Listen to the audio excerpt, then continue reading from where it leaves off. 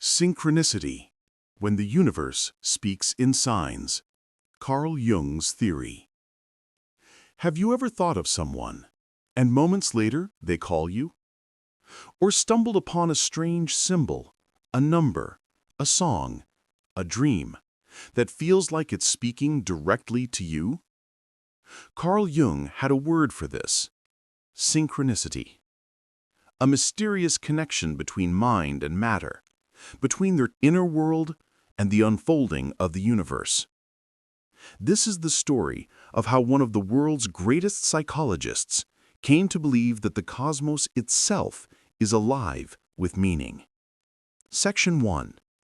The birth of a strange idea. In the early 20th century, Carl Gustav Jung was not only a psychiatrist, he was a spiritual scientist of the soul. He studied dreams, myths, and symbols, trying to understand the invisible threads that connect us all. But something strange kept happening in his practice. Patients would describe dreams or visions, and then something in the outer world would mirror it almost perfectly.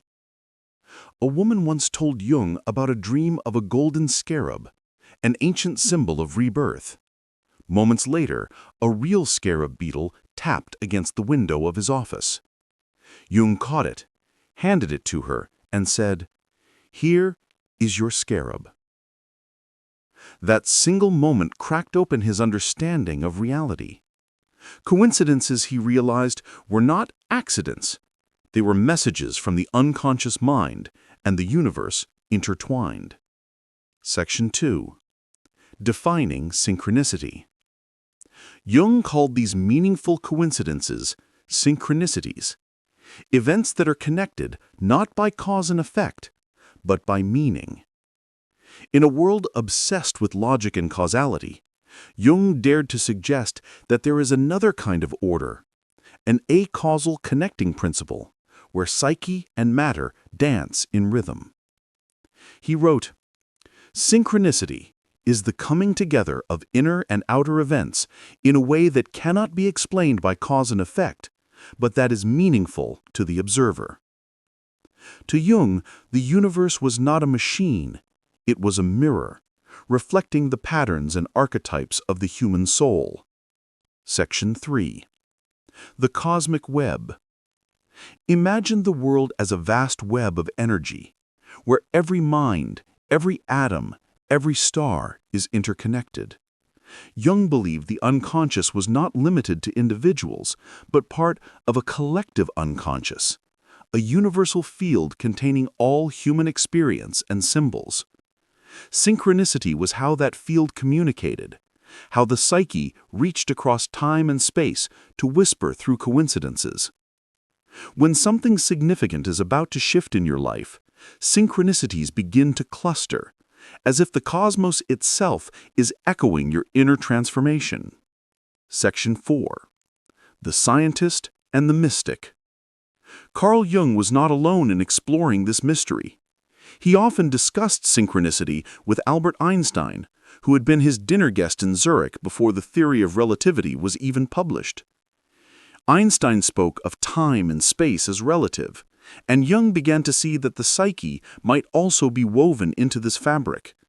Later, Jung collaborated with the quantum physicist Wolfgang Pauli, who experienced intense dreams and synchronistic events during therapy.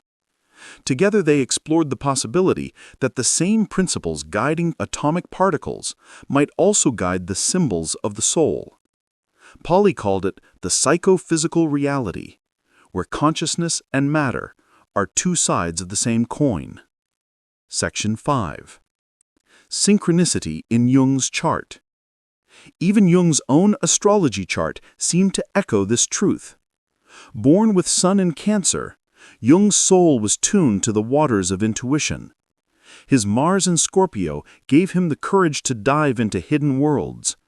And Jupiter in Libra, the planet of expansion and balance, symbolized his mission to reconcile opposites, science and spirituality, reason and mystery. His Atmakaraka, Mars, made him a spiritual warrior, one destined to pierce the veil of the unseen.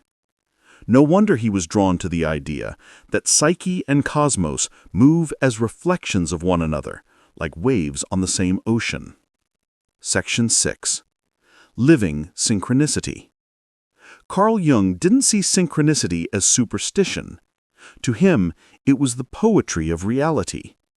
He believed that when your life is aligned with your deeper self, the unconscious begins to participate with you. The world responds. Dreams send guidance. Signs appear. He wrote, "In all chaos, there is a cosmos. In all disorder, a secret order." Synchronicities show up when you're ready, when your inner life and the outer world begin to speak the same symbolic language. Section 7. Beyond Psychology. Today, synchronicity is more than a psychological term. It's a way of seeing the world. It invites you to move from chance to meaning, from randomness to relationship. Every encounter, every number, every coincidence might be part of a greater dialogue between you and the universe. Jung believed that this perspective restores the sacred dimension of life, a world not of accidents, but of patterns, purpose, and participation. Carl Jung once said, "Synchronicity is an ever-present reality for those who have eyes to see." The question isn't whether the universe speaks, it's whether we're still enough to listen. Have you experienced synchronicity in your life? Share your story in the comments. Your sign might be someone else's message. If you enjoyed this journey, subscribe, like, and share for more explorations of the mind, soul, and the hidden order of the universe.